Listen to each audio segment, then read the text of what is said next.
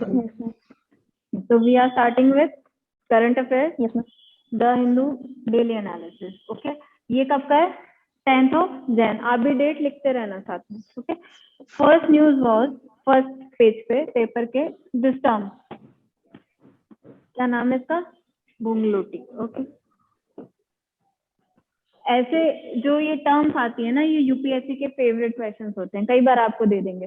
अब जैसे ये टर्म दे दी पेपर में ना, बुंगलोटी generally seen in news is what. 4 option दे देंगे, ठीक है, एक सही ऑप्शन होगा उसमें, बाकी के कंफ्यूज करने के लिए क्या दे देंगे, कोई मेडिसिनल प्लांट दे देंगे, किसी एक्सटिंक्ट स्पीशीज का नाम है ऐसा दे देंगे. ओके, या कोई जगह है, कुछ भी दे सकते हैं ऑप्शन में. तो आपको पता होना चाहिए what is this. It is a creeper. What is a creeper? Type of a plant. तो हिंदी में बोलते हैं ना, क्रीपर इज व्हाट? बेल. क्रीपर, क्रीपर इज जो किसी प्लांट पे क्लाइंब करती है ना. हाँ. क्रीपर, बेल. बेल. ओके, बुंगलोटी क्या है? एक क्रीपर है, एक प्लांट है, creeper plant. Okay, which is which in combination with the pith of roots of jack fruit. Jack fruit सबको पता है, कटहल का पेड़. हाँ. तो उसकी जो रूट्स होती है ना, रूट्स में 2 चीजें होती है. रूट्स है, एक होती है आउटर मोस्ट लेयर, ठीक है. कोई बायो का स्टूडेंट है यहाँ? नहीं, ठीक है. मैम है ना तो मैम. पता होगा आपको क्या होता है. नहीं, एक तो ऊपर आती है रूट, ऊपर तो से एक आती है. इनर मोस्ट लेयर होती है, तो एक सॉफ्ट ma'am. स्पॉन्जी सब्सटेंस होता है ना, रूट के अंदर का पार्ट. इसमें भी सेल्स होते हैं, 4 पार्ट कह सकते हो आप इसको. तो उस पार्ट को मिला के किसके साथ, इस क्रीपर के साथ सैफरन कलर बनता है. सैफरन, भगवा कलर, ये बोलते हैं ना हिंदी में. Yes ma'am. भगवा कलर, केसरिया. भगवा नहीं, केसरिया बोलते हैं हम सैफरन को. केसरी कह गेरुआ सकते होता हैं. है. हाँ, गेरुआ. भगवा तो गेरुआ होता है. तो सैफरन कलर बनता है, सैफरन कलर. ओके, सैफरन किस में यूज होता है? जनरली ये जो होता है ना, क्या होता है? हनुमान जी की मूर्ति. हनुमान जी की मूर्ति. और सैफरन या सैफरन कलर कपड़ों में यूज होता है ना, पुजारी पहनते हैं, मॉन्क्स पहनते हैं, ठीक है, इन कपड़ों में यूज होता है. तो आसाम में इसकी ना शॉर्टेज होने लग गई, ठीक है, इसलिए न्यूज में है. Why news? Due to it scarcity. Scarcity mean dearth, कमी. Okay, and where is it? In Assam. और ये कौन से रिजर्व फॉरेस्ट में पाया जाता है जनरली? विच रिजर्व फॉरेस्ट? चाला reserve forest. Now this is important for you. Why? Because it is in new. Ma'am ये बुंगलोटी प्लेस है कि उसका टाइप है, क्या है ये बुंगलोटी जो है, ये क्रीपर का नाम है, इस क्रीपर का नाम. ओके, नाउ सी दिस चाला रिजर्व फॉरेस्ट. आपको करंट अफेयर्स के बेसिस पे अपने सिलेबस का क्या पार्ट इंपॉर्टेंट है, ये कैसे जज करना है. जो भी चीज न्यूज में है, वही चीज जो स्टैटिक में होगी वो इंपॉर्टेंट होगी, आपके लिए आ सकती है, ठीक है. नहीं आए वो अलग बात है, लेकिन देयर इज अ चांस कि उस पर क्वेश्चन बन जाए. तो जब चाला रिजर्व फॉरेस्ट न्यूज में है, तो रिजर्व फॉरेस्ट इंपॉर्टेंट हो गया, स्टैटिक है ना, एनवायरमेंट का पार्ट है, ज्योग्राफी का. लेकिन रिजर्व फॉरेस्ट क्या होता है, ये इंपॉर्टेंट हो गया जानना. What is a reserve forest? Anyone? संरक्षित वन होते हैं जहाँ कुछ स्पेसीज जानवरों को प्रोटेक्ट करने के लिए रखा जाता है, या उनका एरिया होता है, इनहैबिटेंट होते हैं वहाँ के. देखो, फॉरेस्ट की अलग अलग कैटेगरीज होती हैं, आगे देखेंगे कभी एनवायरमेंट के टॉपिक में. अभी रिजर्व फॉरेस्ट के लिए क्या समझना है कि एक तो फॉरेस्ट वो होता है जिसमें कंप्लीट प्रोहिबिशन होता है किसी एक्टिविटी में, हंटिंग, गैदरिंग, है ना. इसमें क्या होता है? कंप्लीट, ठीक है. Reserve forest. प्रोटेक्टेड फॉरेस्ट में अप टू सम एक्सटेंट वहाँ के लोकल लोगों को अलाउड होता है कि वो हंटिंग कर लें, गैदरिंग कर लें. ओके, लेकिन रिजर्व फॉरेस्ट में जो प्रोटेक्शन होता है वो ज्यादा होता है, रिजर्व्ड होता है ये फॉरेस्ट, ठीक है.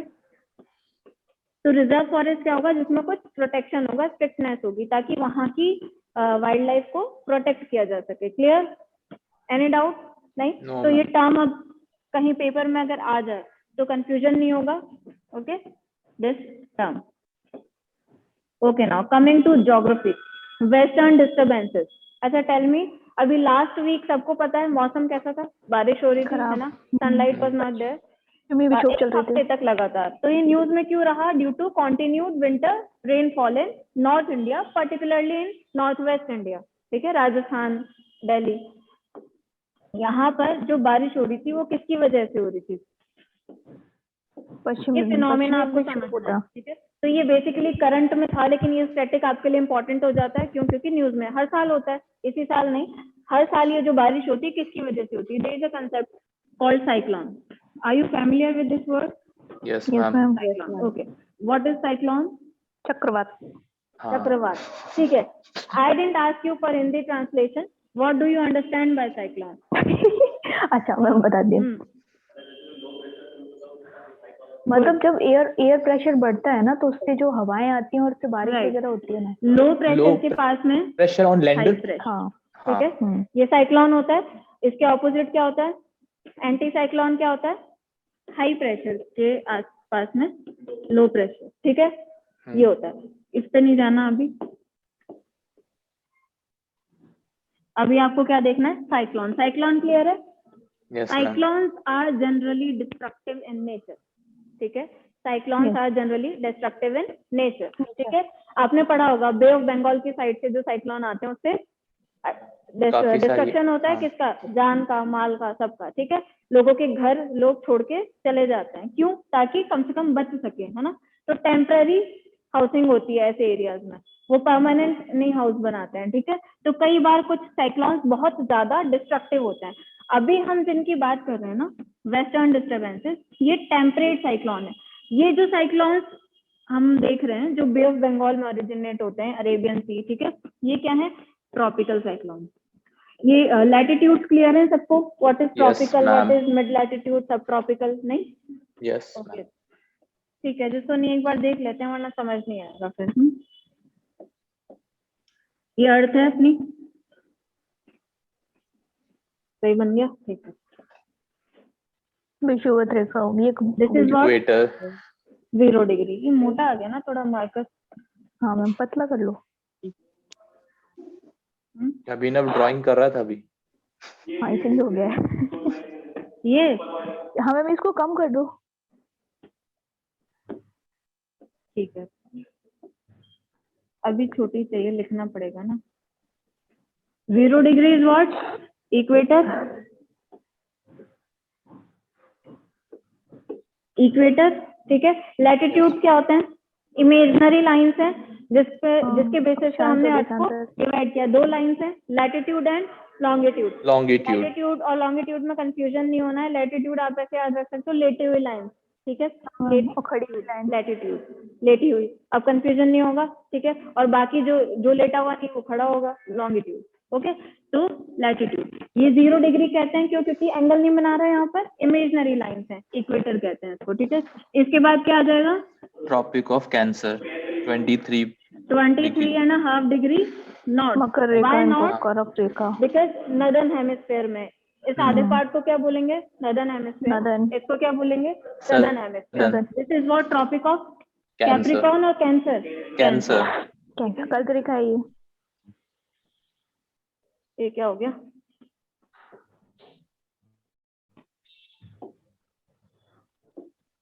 इसको हटाओ, वो अपने आप हट जाएगा। टेक्स्ट एडिटर जो लिखा आ रहा है इधर साइड में।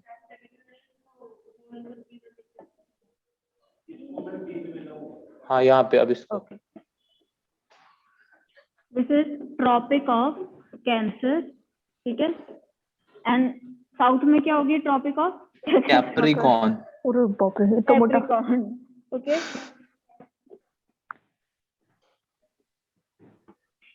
ये तो इतना वो था, कम था फिर भी।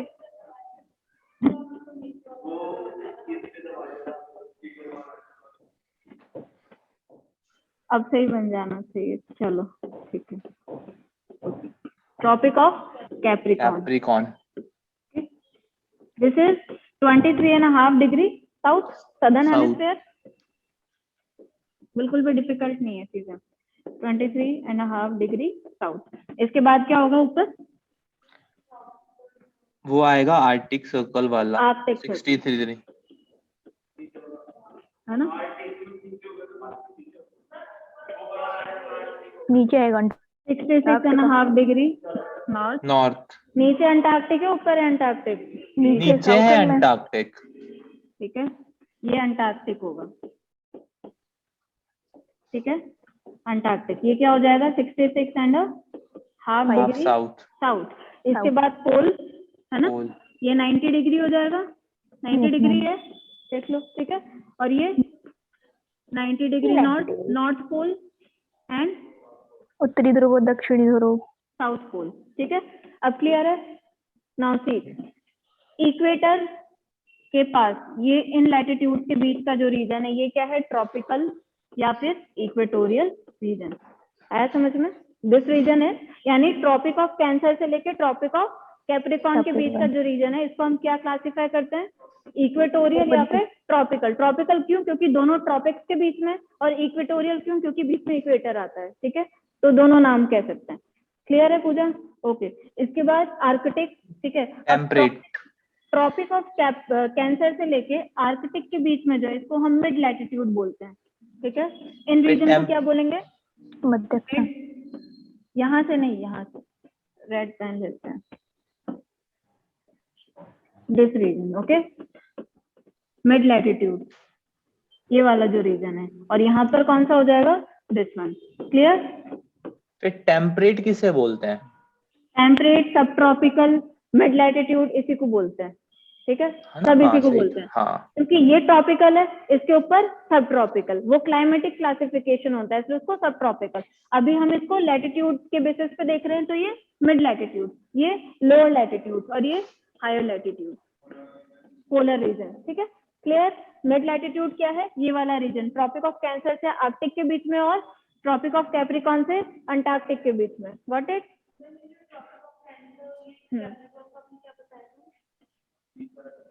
अच्छा, ये इक्वेटोरियल या फिर ट्रॉपिकल, ठीक है। ये इक्वेटोरियल या tropical.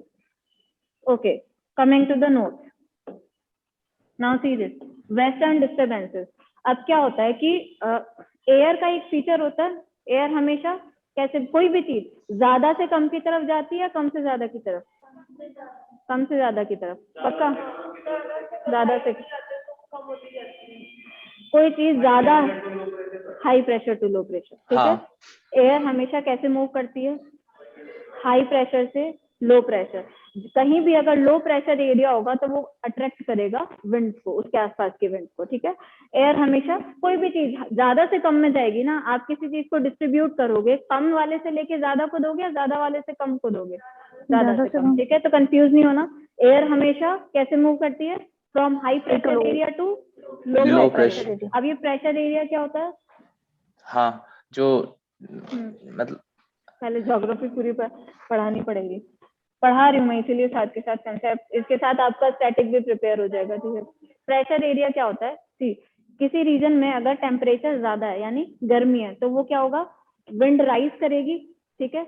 Hot air rises, hot air की एक क्वालिटी होती है वो राइज करती है, और डेंस एयर कम होती है, वो जमा होती है। तो जब कोई चीज नीचे होगी, आपके ऊपर किताबें रख दें, ठीक है, अभी 2 किताबों का बोझ है, 4 का होगा तो प्रेशर बढ़ जाएगा ना। तो ऐसे डायग्राम को याद कर लो, उससे कभी कंफ्यूजन नहीं होगा। अगर प्रेशर में कंफ्यूजन हो कि हाई प्रेशर लो प्रेशर क्या होता है, तो सीधे ये एक इंसान है, ठीक है, ये यूपीएससी की तैयारी नहीं कर रहा है इसलिए खुश है, ओके। ये है अनदर पर्सन, ये भी खुश है, थोड़ा सा ज्यादा हो गया क्या? इस पे प्रेशर ज्यादा है, ठीक है, क्योंकि यूपीएससी हाई प्रेशर। ये कुछ चीजें रखी है इसके ऊपर, ओके। ज्यादा प्रेशर होगा, अब इसके ऊपर 2 चीजें रखिए। लो प्रेशर होगा, अगर आपको डिस्ट्रीब्यूट करना है तो इससे इसको दोगे, इससे इसको दोगे, इससे इसको। अब कंफ्यूजन होगा? नहीं होगा। एयर हमेशा कैसे मूव करती है? From high pressure to low pressure. अब वेस्टर्न डिस्टर्बेंस क्या होता है? प्रेशर क्या होता है? बेसिकली ये क्या होगा? ये हॉट जगह होगी कोई, है ना, तो यहाँ से एयर राइज कर जाएगी, ठीक है। गर्म हवा हमेशा ऊपर राइज ऊपर जाती है, यहाँ से राइज कर जाएगी, तो ये चीज क्या हो जाएगी? एरिया ब्लैंक हो जाएगा, ठीक है। इस एयर को, इस जगह को फिल करने के लिए एक नई विंड की जरूरत पड़ेगी, तो ये विंड इसको ऑक्यूपाई कर लेगी। आया समझ में? ऐसे होता है, ओके। अब वेस्टर्न डिस्टर्बेंस क्या है? मेडिटेरेनियन सी का सबने नाम सुना है ना? Yes ma'am. Look like something, है ना। फिर यहाँ रेड सी है, इन दोनों को कौन कनेक्ट करता है? Suez canal, okay. Suez canal, Mediterranean sea. यहाँ पे क्या होता है इस टाइम में? किस टाइम में? जनवरी दिसंबर। कौन सा वो क्रिएट होगा? इसमें यहाँ पर वो कैसा होगा, एटमॉस्फेयर कैसा होगा मेडिटेरियन में? हाई यहाँ पे तो नॉर्मल हाई प्रेशर नॉर्मल रहता है। हाँ होगा तो विंड तो फिर हाँ। वहां से आ जानी चाहिए। ये हाई प्रेशर है ये तो। हाई होगा ना। हाँ, यहाँ पर प्रेशर अभी नहीं देखते हैं, एक चीज देखते हैं। वेस्टर्लीज का नाम सुना है? वेस्टर्लीज क्या होती है? वेस्टर्लीज वेस्ट से आती है ना। वेस्टर्लीज, तो हाँ। एयर का नाम किस पे रखा जाता है? जहाँ जा रही है, जहाँ से आ रही है? जहाँ से आ रही है जहाँ से पश्चिम आ रही है ना। पश्चिमी पवन है। तो इसीलिए ईस्टर्लीज होती हैं और पूर्वी। इसीलिए वेस्टर्लीज। ईस्टर्लीज कहाँ से आएंगी? ईस्ट से। वेस्टर्लीज कहाँ से आएंगी? वेस्ट से। तो जो विंड, जो एयर कहना सही नहीं है। Difference between air and wind, what is air and what is wind? Air मतलब एयर हवा रुकी हुई नहीं होती। Still wind. तो विंड हम बात कर रहे हैं क्योंकि हम मूवमेंट की बात कर रहे हैं। ओके, हाँ सी वेस्टर्लीज आ रही है यहाँ से वेस्टर्लीज आती रहती हैं। ओके, परमानेंट है। मेडिटेरेनियन सी वाले रीजन से इस टाइम जो वेस्टर्लीज आ रही हैं, ठीक है। वेस्टर्लीज के साथ ये यहाँ मेडिटेरेनियन सी के ऊपर जो विंड सिस्टम है वो वेस्टर्लीज के साथ वेस्ट में, यानी वेस्ट से हमारी तरफ आ रहा है, इंडिया की तरफ। इधर इंडिया है। ओके, अभी कैसे काम करता है देखो, यहाँ से आ रहा है। ओके,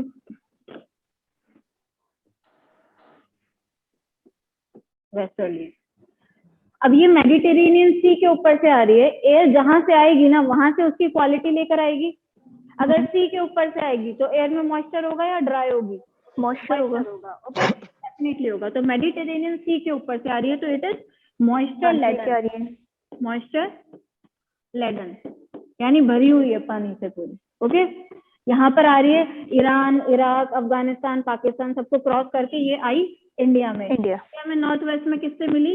हिमालय जी से टकरा गई हिमालय। ठीक है, अब कोई एयर जब माउंटेन से टकराती है ना, तो क्या करेगी? तो उसका पानी गिरेगा, राइज करेगी। राइज करने से क्या होगा? कंडेंस हो जाएगी एयर। ठीक है, कंडेंस होने से बादल बन जाएगा और उससे बारिश हो जाएगी। यहाँ पर जो पिछले हफ्ते बारिश हो रही थी वो इस वेस्टर्न डिस्टर्बेंस या टेम्परेट साइक्लोन की वजह से हो रही थी। आया समझ में? क्यों होती है इस टाइम पे बारिश? यहाँ किससे टकराएगी? हिमालय से। और फिर इस टाइप की रेन को क्या कहते हैं? ऑरोग्राफिक। रेन के भी टाइप्स होते हैं। ऑरोग्राफिक ही कहते हैं ना। ऑरोग्राफिक रेनफॉल होती है जो माउंटेन्स की वजह से होती है। माउंटेन से एयर टकरा रही है और फिर कंडेंसेशन होके बादल बन रहा है। एक होती है फ्रंटल, जब कोल्ड फ्रंट और हॉट फ्रंट दो मिलते हैं, दो फ्रंट मिलते हैं, उसकी वजह से जो बारिश होती है। ठीक है, और एक होती है एलियानो, जो राइज होने की वजह से होती है।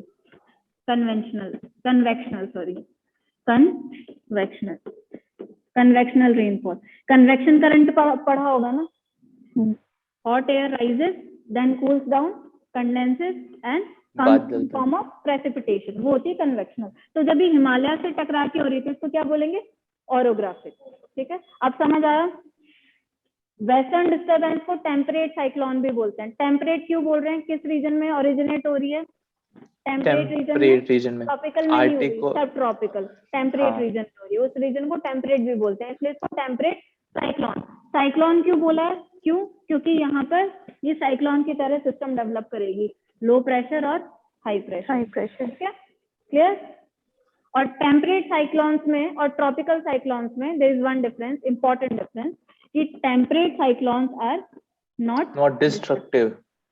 Temperate cyclones are not destructive. Rather, they are very necessary and beneficial for rabi crops because they are sown in winter. Rabi crops कब उगाते हैं? Winter में. For example, wheat. तो अभी जो गेहूं लगा हुआ है, अगर ये बारिश नहीं होती तो इसका प्रोडक्शन इफेक्ट होता है, बहुत कम होगा। हाँ, सरसों। इनकी राइपनिंग के लिए this winter shower is important. So temperate cyclone are not destructive. Tropical cyclones are destructive. तो ये जो भी बारिश हुई western disturbance, it is a kind of temperate cyclone. Clear है? Yes ma'am. अब समझ आ गया? अब इसको देख लो। वाई एंड न्यू रेनफॉल की वजह से ये क्या होती है? Low pressure system generated over Mediterranean sea region loaded with moisture. Mediterranean sea में लो प्रेशर जनरेट हुआ तो वहां पे एयर ऑक्यूपाई हो गई, होगी एयर। अब वो एयर कहाँ मूव करेगी, दूसरी तरफ, वेस्टर्लीज के साथ हमारी तरफ आएगी, क्योंकि वेस्टर्लीज हमारी तरफ आ रही है वेस्ट से, ठीक है। Loaded with moisture crossing in their path, right. तो प्रेसिपिटेशन क्या होता है, किसी भी फॉर्म में वाटर का एटमॉस्फेयर से अर्थ नीचे पे आना। ओके, क्लियर है। Ma'am western they occur in mid latitude, mid latitudes are mid latitude, tropic of cancer और आर्कटिक के कर्क बीच और में। मकर रेखा के बीच में है ना।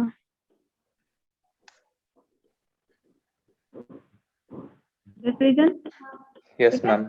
and same in southern hemisphere, okay। यहाँ origin है, क्योंकि मेडिटेरेनियन सी यहीं पर है उधर, ठीक है। okay, they are temperate cyclones, they are not destructive, okay। they are called western disturbances because they originated in west and are driven by the westerlies, okay। temperate cyclones are, they originate over the mid latitude region। temperate cyclones हमेशा mid latitude में ही होंगे क्योंकि वो temperate region है, और tropical region में, okay। इनकी importance, beneficial for rabi crop जैसे व्हीट, ऑलराइट। नोट, ये कौन सा रीजन है यहाँ लिखा हुआ है, तो आपको नोट्स में मिल जाएगा। मिड लैटिट्यूड से मतलब ट्रॉपिक ऑफ कैंसर और आर्कटिक के बीच में, in northern hemisphere. This project Mekedatu project is on which river, Kaveri river, याद रखना है हमेशा, कावेरी रिवर पे। And between which two state, Karnataka and Tamil Nadu. Issue क्या है, Karnataka government is trying to build a reservoir, okay, river Kaveri पे। लेकिन इससे क्या होगा, क्योंकि इंटर स्टेट रिवर है तो अमाउंट ऑफ वाटर इफेक्ट होगा जो तमिलनाडु में जाता था, इसलिए तमिलनाडु गवर्नमेंट इज ऑपोजिंग, इसलिए ये न्यूज में था, okay. Reservoir is an artificial lake where water is stored, clear, okay. Like a dam, like a dam, dam के अंदर रिजर्वोयर बनाया जाता है। डैम के और भी पर्पस होते हैं, ठीक है, इलेक्ट्रिसिटी जनरेशन होता है, बहुत सारी चीजें होती है। तो रिजर्वोयर का काम है कि एक पानी स्टोर करने के लिए आर्टिफिशियल लेक बनाना, ओके। AIIB क्या है, एशियन इंफ्रास्ट्रक्चर इन्वेस्टमेंट बैंक। अब इसका नाम से लग रहा होगा कि एशिया के लिए, लेकिन ऐसा नहीं है, ठीक है। एशियन है तो एशिया की कंट्रीज डेफिनेटली होंगी इसमें। इंफ्रास्ट्रक्चर इन्वेस्टमेंट यानी इंफ्रास्ट्रक्चर के लिए, इंफ्रास्ट्रक्चर डेवलपमेंट के लिए जरूरी होता है, क्लियर है, समझ आ रहा है सबको। इंफ्रास्ट्रक्चर के लिए ये क्या देता होगा, लोन, ठीक है, उसके लिए इन्वेस्टमेंट के लिए, ऑलराइट। व्हाई न्यूज, अभी न्यूज में क्यों है, हमने उर्जित पटेल कमेटी पढ़ी थी, yes ma'am, farmer RBI governor. तो उर्जित पटेल ने, अभी इनको अपॉइंट कर रहे हैं उसका वाइस प्रेसिडेंट, हाँ है ना मैम, इन्होंने as vice president Asian infrastructure investment bank को ज्वाइन कर लिया है, ठीक है, इसलिए न्यूज में है। तो अब न्यूज में है तो पता होना चाहिए what is Asian infrastructure investment bank. Multilateral development bank है, बहुत सारे डेवलपमेंट काइंड ऑफ एक्टिविटीज के लिए लोन वगैरह देना, ठीक है, फंड करना प्रोजेक्ट को।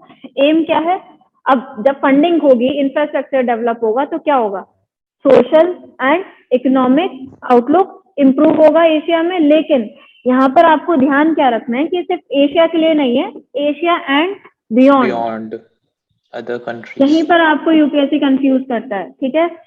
ये क्वेश्चन आया हुआ है प्रीलिम्स में, क्वेश्चन आया हुआ है, उसमें ये दिया था कि Asian infrastructure investment bank improve social and economic outlook only in Asia, तो वो गलत था, ठीक है। तो यहाँ पे आपको वो लोग कंफ्यूज करेंगे ऐसी चीजों में, लेकिन आपको पता होना चाहिए कि है तो ये Asian but it also work beyond Asia, clear, okay. Also has members from outside Asia, Asia के बाहर के भी इसमें मेंबर्स हैं। इसके फाउंडिंग मेंबर्स थे 57, यानी जब बना था 2015 में बना था, और इफेक्ट में कब आया, 2016 में, लेकिन अभी मोर देन 100 है। हेडक्वार्टर कहाँ है, Beijing, Beijing is चाइना's capital.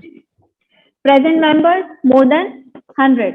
Is India a member? I told you, कोई भी आपको ऑर्गेनाइजेशन पढ़नी है तो ये स्टेटस जरूर देखना है कि इंडिया उसका मेंबर है या नहीं, ओके। तो India, yes it is a member, और इंडिया उसका सेकंड लार्जेस्ट शेयर होल्डर भी, ठीक है। तो वोटिंग में इंडिया का सेकंड लार्जेस्ट शेयर होगा, वेटेज होगा। फर्स्ट कौन है, चाइना, थर्ड है Russia, for information. Asian members का इसमें 75% वोटिंग पावर है, क्योंकि एशिया के लिए पर्टिकुलरली बनाया गया था, लेकिन रिमेनिंग आउटसाइड मेंबर्स के लिए भी है। क्लियर? कोई डाउट नहीं? No ma'am. समझ आ रहा है? Okay. This was in news. Veer Bal Diwas 26 दिसंबर को वीर बाल दिवस मनाया जाएगा, ये प्राइम मिनिस्टर ने अनाउंस किया था। अब ये क्यों किया गया है? आप सब ने गुरु गोविंद सिंह जी का नाम सुना होगा, सिख गुरु लास्ट, ठीक है, 10th आई थिंक, है ना? तो इनके 4 बेटे थे, जिनको क्या कहा जाता है? साहिबजादे, ठीक है, साहिबजादे। 4 sons of Guru Govind Singh, he was last Sikh गुरु। तो इस डेट को क्या हुआ था? 26 दिसंबर को this date has been chosen because on this date 2 sons, इनमें से जो 2 थे, which one? Zorawar Singh and Fateh Singh, Zorawar Singh and Fateh Singh, they were killed at a very tender age of 6 and 9 respectively, यानी सिर्फ 6 साल के और 9 साल के इनको मार्टिर कर दिया गया था, ठीक है, ये शहीद हो गए थे। किसने मारा था? मुगल्स ने। कहा? सरहिंद। Which region? सरहिंद। तो दे वर मार्टिर, इनको शहादत मिली थी यहाँ पर, मतलब गलत था वैसे तो उन लोगों ने किया, लेकिन हम शहीद होना ही बोलेंगे ना, ठीक है। दे वर मार्टिर्ड ऑन 26 दिसंबर। तो इन्होंने लड़ा मुगल्स के अगेंस्ट में एंड दे वर मार्टिर्ड, इसलिए इनको होमेज, इनको ट्रिब्यूट देने के लिए इस डे को सेलेक्ट किया गया एज वीर बाल दिवस, क्योंकि ये बच्चे ही थे ना उस टाइम। तो एज क्या थी? देखो 6 years 9 years, है ना? वीर बाल दिवस। तो particularly it is recommended for Zorawar Singh and Fateh Singh, लेकिन बाकी जो 2 उनके बेटे थे उनका नाम क्या था? अजीत सिंह एंड फतेह, ये वही है, ये 2 ही है, ये 2 ही थे। एक बार मैं चेक कर लूंगी बाद में, ठीक है। ये शायद 2 सेम नाम थे, गलत नहीं हो सकता, ये देख लेंगे बाद में, ठीक है। तो जोरावर सिंह एंड फतेह सिंह। क्लियर है? 26 दिसंबर वीर बाल दिवस। तो अगर पेपर में आता है कि क्यों मनाया जाता है, to pay homage to these martyrs. Okay ma'am वो जूहर था, मतलब क्या था? Juzer, Which one? JUJHAR। Which one? एक और बेटा इनका। अच्छा, फतेह सिंह नहीं है, ये जूझर सिंह है, ठीक है, इसको करेक्ट कर लेंगे। I tell you. Skoch award, Skoch वो वाला स्कॉच नहीं, ठीक है, सबको सबके चेहरे पे हंसी आ गई। स्कॉच अवार्ड किस लिए दिया जाता है? ये न्यूज में था, तो इसका सिर्फ आपको पर्पस पता होना चाहिए। कई बार आ जाता है कि this award is meant for this purpose, recognizes people, projects and institutions that go to extra mile to make India a better nation। मतलब इंडिया को किसी भी फील्ड में बेटर बनाने के लिए कोई अगर आप काम कर रहे हो, an individual, a project, an institution, तो उसको ये अवार्ड दिया जाता है। Okay, this much. Okay, now coming to passport Seva programme. Passport का सबको पता है, न्यूज में रहता है। हाँ, which ministry is concern? Ministry of external affairs. Passport Seva programme का वर्जन 2.0 इज इन न्यूज। ये क्यों है? क्योंकि मिनिस्ट्री ने ये बोला है कि हम इलेक्ट्रॉनिक चिप लगाएंगे इसमें, ठीक है। इससे क्या होगा? ट्रैक करा जा सकता है, इजी होगा, बार बार आपको क्लियरेंस नहीं लेनी पड़ेगी, है ना। तो पासपोर्ट सेवा प्रोग्राम वर्जन 2.0 इसको बोल रहे हैं। It is an agreement signed between TCS and ministry of external affairs.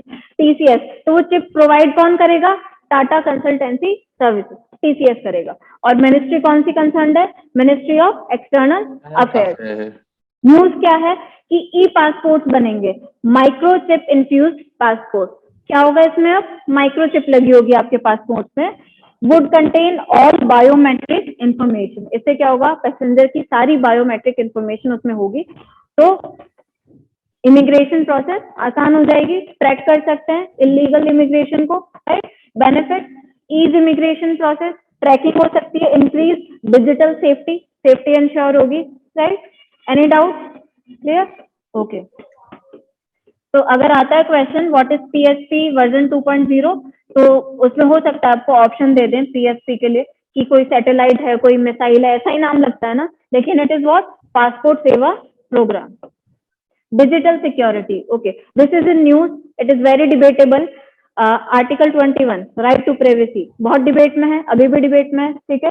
Privacy के लिए मतलब ऐसा होता है ना कि डिजिटल सिक्योरिटी के नाम पे आप डेटा प्रोवाइड कर रहे हो, बायोमेट्रिक इंफॉर्मेशन हमारी स्टोर कर रहे हो, लेकिन पीपल आर आर्ग्यूइंग कि उससे हमारी प्राइवेसी अफेक्ट हो रही है। सारी इंफॉर्मेशन हमारे बारे में आप कंपनीज को कैसे दे सकते हो? ठीक है, तो होता क्या है, कुकीज क्या होती हैं? कुकीज, आप सबने फोन चलाते टाइम कुछ वेबसाइट्स पे देखा होगा, दिस हाँ। वेबसाइट एक्सेप्ट कुकीज, है ना?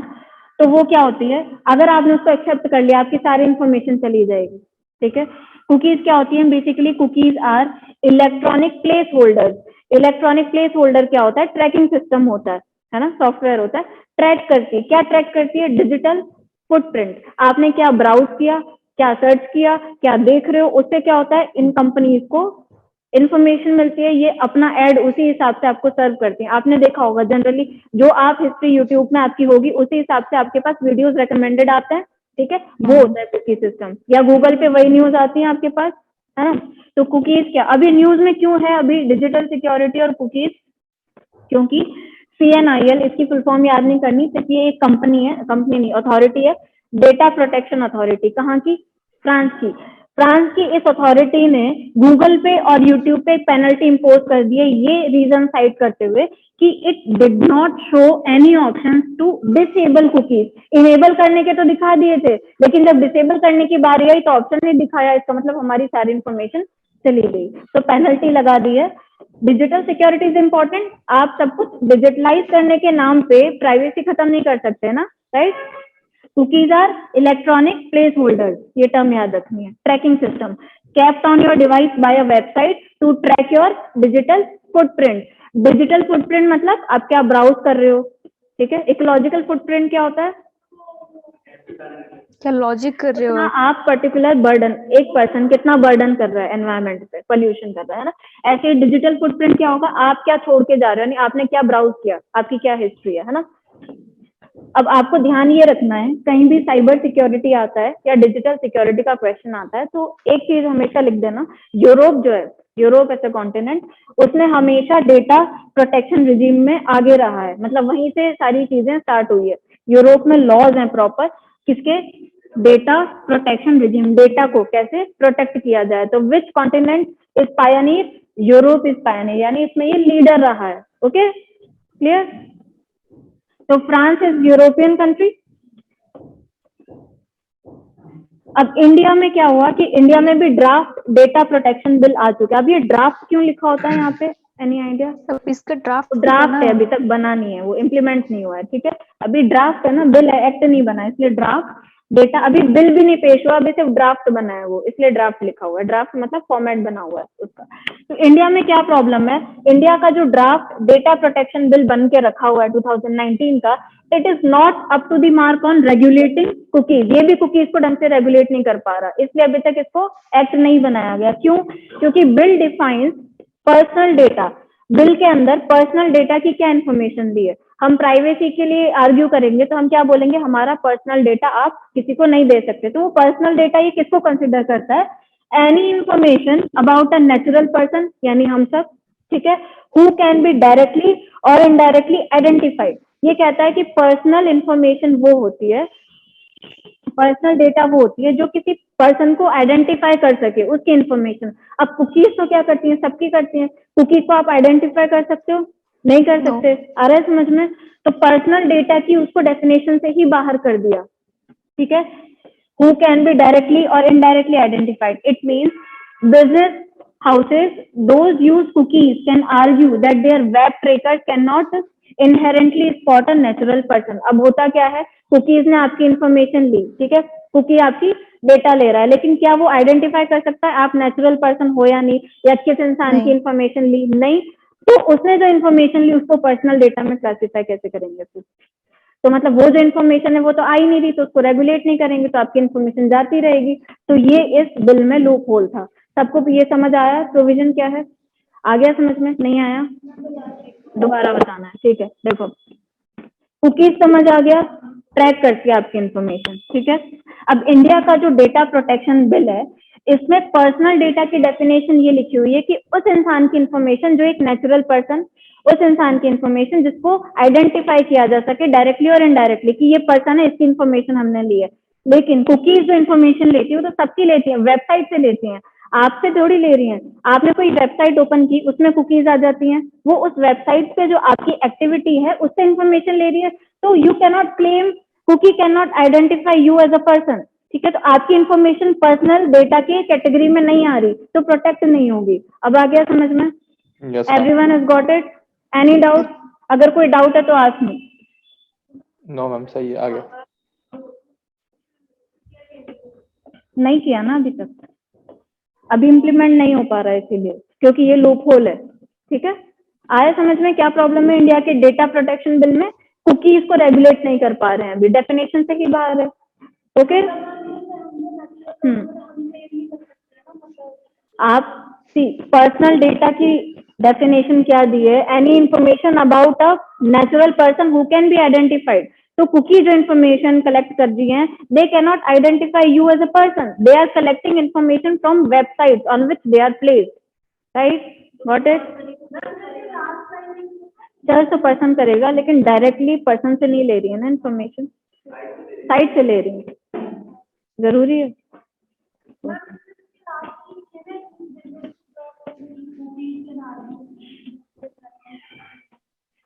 हाँ, so business those use cookies can argue that their web triggers cannot inherently spot a natural person. Simple है, आप एक बिजनेस हो, मतलब आपने कोई कंपनी खोल रखी है, आप कुकीज बनाते हो वेबसाइट पे जो इन्फॉर्मेशन लेती हैं, तो आप ये बोलोगे ना कि हम ये आइडेंटिफाई नहीं कर पा रहे कि हमने किसकी इन्फॉर्मेशन ली है, तो हम कैसे बता दें, है ना? तो कुकीज को बाहर ही कर दिया